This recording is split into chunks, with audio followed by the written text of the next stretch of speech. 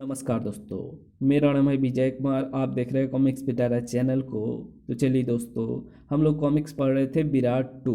और इसका पहला पार्ट मैंने अपने चैनल पर अपलोड कर दिया है। पहले पार्ट में मैंने इस कॉमिक्स को 23 पेज तक कवर कर दिया था। अब इस पार्ट में इसके आगे कहानी को शुरू करते हैं। पलक झपकते ही एक दूसरे की बाहों में समाये हुए थे दोनों।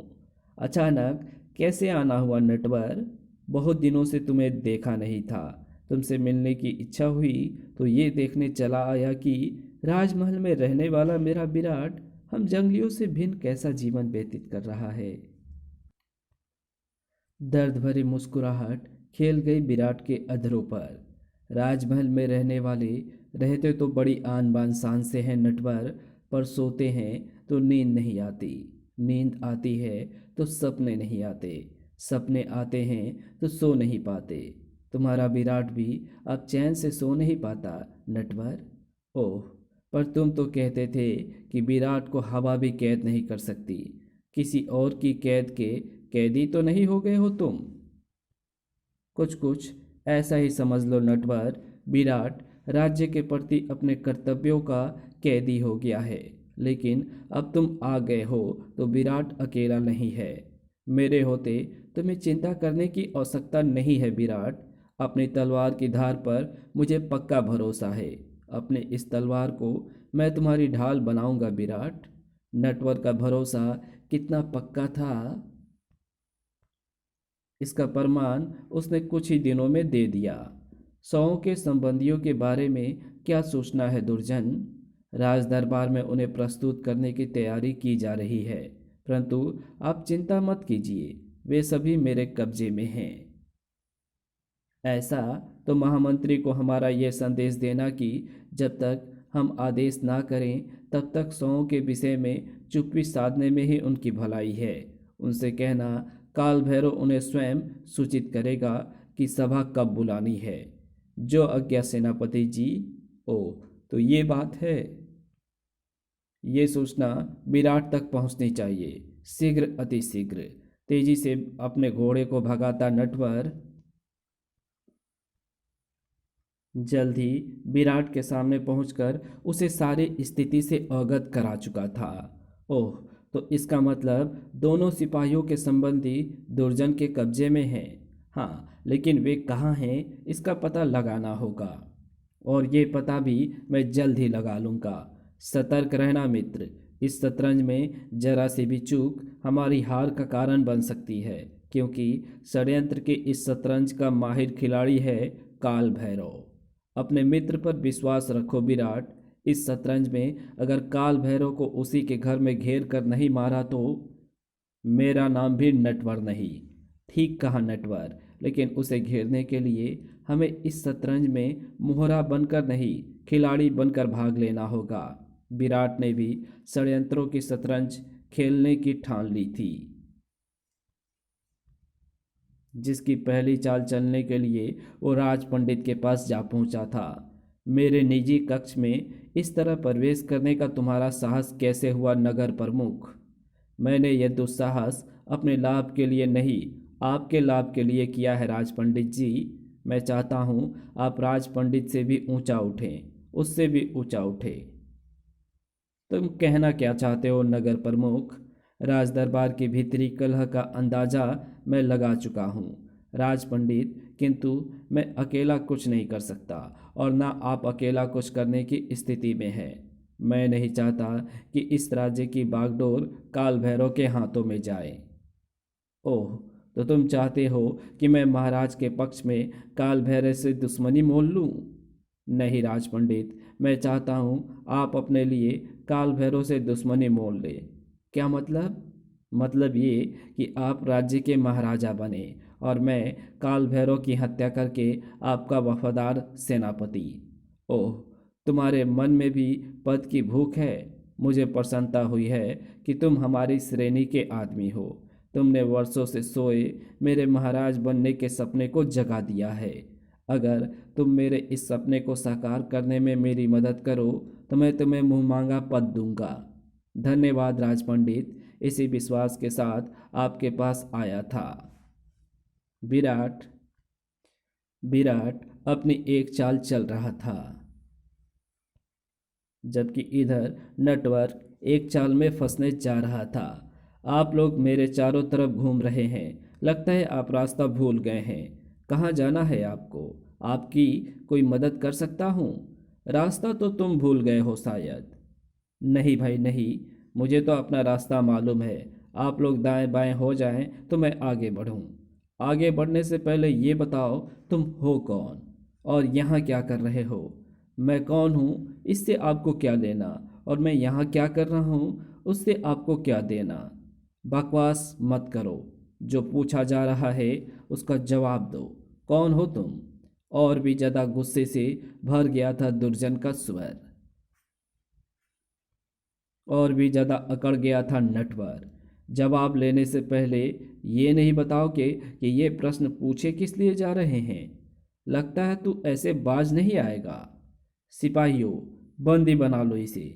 मुझे बंदी बनाने के लिए मुझ तक पहुंचना ज़रूरी है, और ये इन सैनिकों के लिए ज़रा मुश्किल काम है, क्योंकि जब तक मैं ना चाहूँ हवा में मुझ तक नहीं पहुँच सकती, और जब तक मेरी मर्जी ना हो विश्व की कोई भी शक्ति मुझे बंदी नहीं बना सकती। फिर इन बेचारे सैनिकों की क्या बिसात है? टनाक, जो ना पिद्दी हैं और ना पिद्दी के आ आ शोरबे। दुर्जन के देखते देखते ही नटवर ने सभी सैनिकों को धूल चटा दी। आपके सभी साथी तो मीठी नींद में सो गए हैं। अगर आपकी भी यही इच्छा है तो कृपया घोड़े से उतरकर सामने आइए। वैसे मैं अपना नाम आपको बता दूं दुर्जन भैया, नटवर नाम है मेरा, और मैं आपके नगर प्रमुख विराट का मित्र हूँ। नगर प्रमुख विराट के मित्र? पहले क्यों नहीं बताया? पहले बता देता तो इतना मज़ा कहाँ आता जितना अब आया है। अच्छा, तो अब मैं चलूँ? हाँ हाँ हाँ हाँ। हक्का बक्का नटवर को वहाँ से जाता देखता रह गया दुर्जन। विराट की तरह ही वीर और अनोखा लड़ाका निकला उसका ये मित्र नटवर भी। परंतु जल्द ही मैं नटवर के साथ इसी भी राज्य से धक्के देकर निकालूंगा। तब जब मृत सैनिकों के संबंधी दरबार में चीख चीख कर कहेंगे कि उन शवों से उनका कोई संबंध नहीं है, और वे सभी ऐसा ही कहेंगे क्योंकि उन्हें ऐसा कहने के लिए विवश करेंगी भीषण यातनाएं। बोलो, क्या बोलना है दरबार में? मेरा सुहाग उजड़ गया सरकार। मूर्ख स्त्री, तूने दरबार में ये नहीं बल्कि ये बोलना है कि जो सौ तेरे सामने पड़ा है वो तेरा पति नहीं है। धाड़। आह। तू हम पर जितने अत्याचार करना चाहता है कर ले, परंतु हम अपने पति को अपना बोलेंगे। आह। बोलना तो तुम्हें वही पड़ेगा जो हम चाहते हैं, वरना तुम्हें भी तुम्हारे पति के पास पहुंचा देंगे। ऐ यातनाओं का दौर और अधिक तेज हो गया था, लेकिन जल्द ही उसका खात्मा होने होने वाला था, क्योंकि उस बंदीगिरी की तरफ बढ़ रहे थे वे दोस्ताएं, जो और कोई नहीं विराट और नटवर ही थे। मैंने दुर्जन को उन्हें यहीं लाते देखा था। सावधान नटवर, अगर वे वास्तव में यही हैं तो हमें अपना हर कदम फूंक फूंक कर रखना होगा, क्योंकि यहाँ कदम कदम पर सतर्क सैनिक मौजूद होंगे। तुम ठीक कह रहे हो विराट, लेकिन कुछ ही सैनिक क्या? आज अगर यहाँ सुंदरगढ़ की पूरी सेना भी मौजूद हो तब भी हमें अपना उद्देश्य पूरा करने से नहीं रोक सकती। ग, ग, अ, खच, धड़, धड़, खच। दोनों बेआवाज अपना रास्ता साफ करके आगे बढ़ रहे थे, लेकिन जहाँ पहरेदार चप्पे चप्पे पर मौजूद हो वहाँ ज़्यादा देर तक छिपा नहीं रहा जा सकता। ओह, कौन है ये दोनों? कोई भी हो, टूट पड़ो इन पर। किसी पर टूट पड़ने से पहले अवश्य देख लेना चाहिए कि सामने कौन है। इससे न सिर्फ सामने वाले की शक्ति का अनुमान हो जाता है, बल्कि खच, पके आम की तरह टूटकर गिरने का संकट भी कम हो जाता है। लेकिन अब क्या हो सकता है, भूल तुम कर ही चुके हो, इसलिए भुगतो अब इसका दंड। विराट और नटवर जैसे दो महायोद्धा मैदान में थे तो फिर भला कितनी देर लगती सैनिकों को धराशायी होने में। आओ भाई, कोई इधर उधर छिपा हो तो वो भी आकर दो दो हाथ कर ले।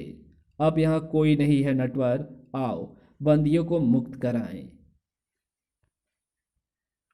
शीघ्र ही मृत सैनिकों के संबंधी बंदीगृह से बाहर थे। घबराइए मत, अब आप सभी हर संकट से सुरक्षित हैं। इन्हें राज दरबार में उपस्थित करने में अभी समय है नटवर। तुम्हें इन्हें सुरक्षा के साथ राज पंडित के आवास पर ले जाओ। रास्ते में सिपाहियों को अपना सही परिचय देना। ठीक है। विराट अपनी चाल चल चुका था, जिसने प्रतिद्वंदी के तोते उड़ा दिए। ये क्या, यातना शिविर का दरवाजा खुला है, कोई पहरेदार भी नहीं है यहाँ, और मृत सैनिकों के सभी संबंधी भी गायब हैं। उफ, आश्चर्य का दौड़ा पड़ गया दुर्जन को। पागलों की तरह चीख पड़ा वो, अरे कोई है यहाँ? मैं यहाँ हूँ सरकार, इधर। बजरंगी, तुम्हारी ये हालत कौन आया था यहाँ?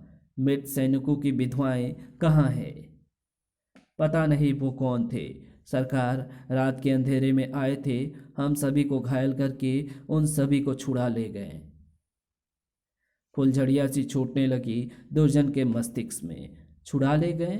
उफ, अब मैं सेनापति को क्या जवाब दूंगा?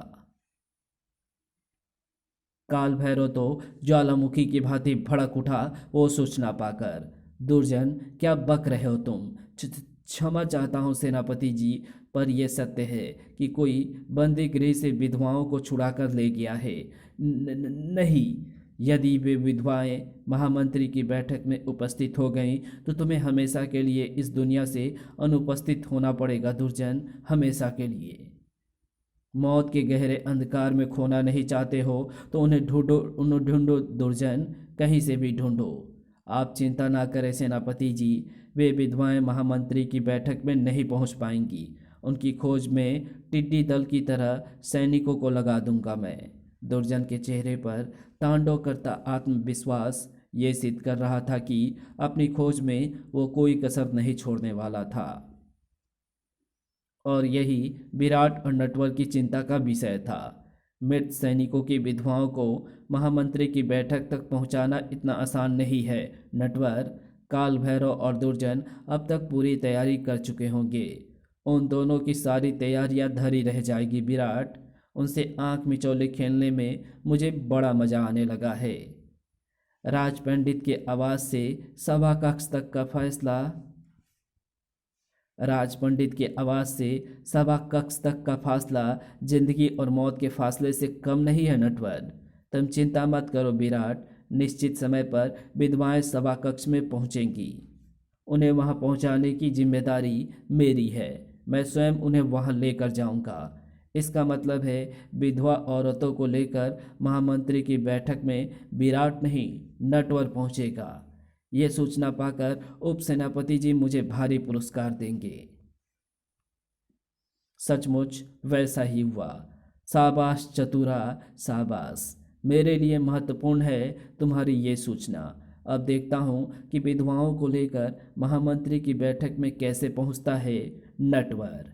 जल्दी चलो, हमें समय रहते महामंत्री की सभा में पहुँचना है।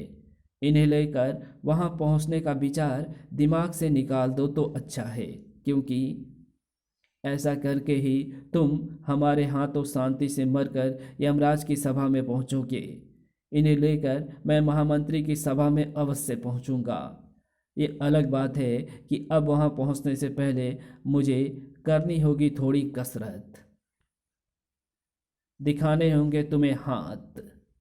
इन सैनिकों की तलवार से टकराकर तेज करनी होगी अपनी तलवार की धार, टनाक टनाक।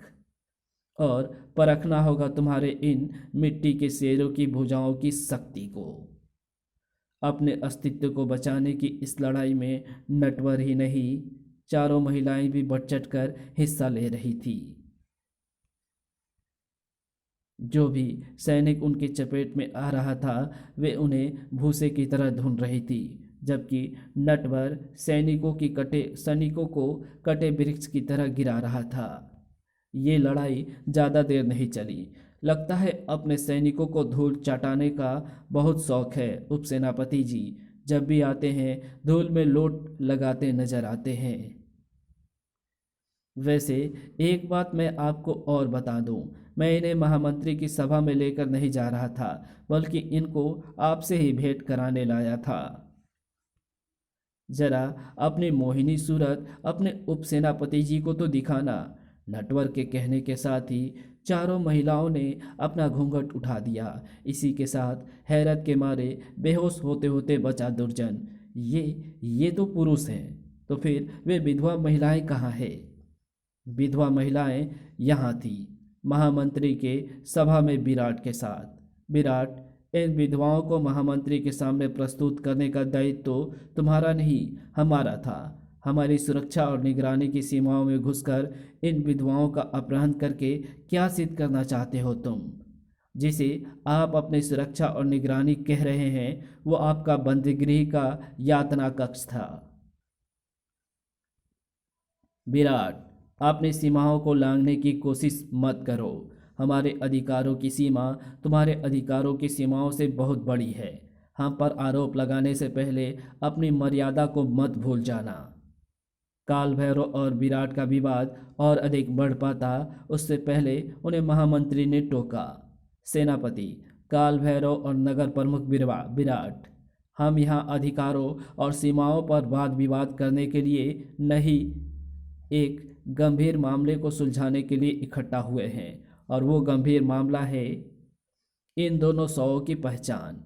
जैसे ही महामंत्री ने शवों के चेहरे से कफन का कपड़ा खींचा, वैसे ही विधवाओं के कंठ से निकली चीखों ने कक्ष के नींवों को हिला दिया। स्वामी, नहीं! इन हृदय विदारक चीखों ने ना किसी के हृदय में कोई संशय छोड़ा और ना महामंत्री के मस्तिष्क में। शव की पहचान हो चुकी है। इन विधवाओं का रुंदन ये सिद्ध करता है कि शव हमारे सैनिकों के ही हैं। ये तो सिद्ध हो चुका है महामंत्री जी, लेकिन अभी ये सिद्ध नहीं हो पाया है कि इन्हें मौत के मुंह में धकेलने का षड्यंत्र रचने वाला कौन है। जिन्होंने भी ऐसा किया है, विराट के हाथों से उन्हें कोई नहीं बचा सकता। विराट के चेहरे पर दिखता क्रोध का भूकंप बता रहा था कि उसने षड्यंत्रों की शतरंज को छिन्न भिन्न करने का निर्णय ले लिया था और ऐसा वो शीघ्र अतिशीघ्र करने वाला था। इसी के साथ ये कहानी यहीं समाप्त होती है। तो आपको ये कहानी कैसी लगी? अगर आपको ये कहानी अच्छी लगी हो तो इस वीडियो को लाइक शेयर कमेंट ज़रूर कर देना। चैनल पर नए हो तो चैनल को सब्सक्राइब कर ऑल नोटिफिकेशन को सिलेक्ट ज़रूर कर लेना। और इसकी अगले भाग विराट 3 में हम इसकी अगली कहानी पढ़ेंगे। और यहाँ पर हम कुछ एडवर्टाइजिंग को भी देख लेते हैं। अपने नाग शक्तियों से नागराज ने कई अपराधियों को धूल चटाई है, पर आज उसकी ही नाग शक्तियाँ उसको ही ध्वस्त करने जा रही है और नागराज के पास अपनी मौत को टालने का कोई रास्ता नहीं है। तूने मेरा रास्ता काट कर अपनी ज़िंदगी की डोर को काट लिया है नागराज। जिन शक्तियों की मदद से तूने मेरी ज़िंदगी को अंधकारमय बना दिया था, उनको मैंने सर्पयज्ञ के जरिए अपने शरीर में स्थानांतरित कर लिया है। अब तेरी ही शक्तियों की मदद से तुझे एक धीमी मौत देगी नागिन। शक्तिहीन नागराज के सामने है चोट खाई फुफकारती नागिन। अब नागराज को अगर कोई बचा सकता है तो सिर्फ भगवान। राज कॉमिक्स में नागराज का एक जहर उगलता विशेषांक। राष्ट्रभक्ति की मसाल से षड्यंत्रों के जाल को खाक कर देगा विराट। राज कॉमिक्स में भीष्म पितामह एवं शक्तिमान की भूमिका निभाने वाले मुकेश खन्ना का मेगा टीवी सीरियल विराट 3। तो सितारों के डगर से झूम के निकल, ये ज़मीन क्या विराट आसमां पे चल।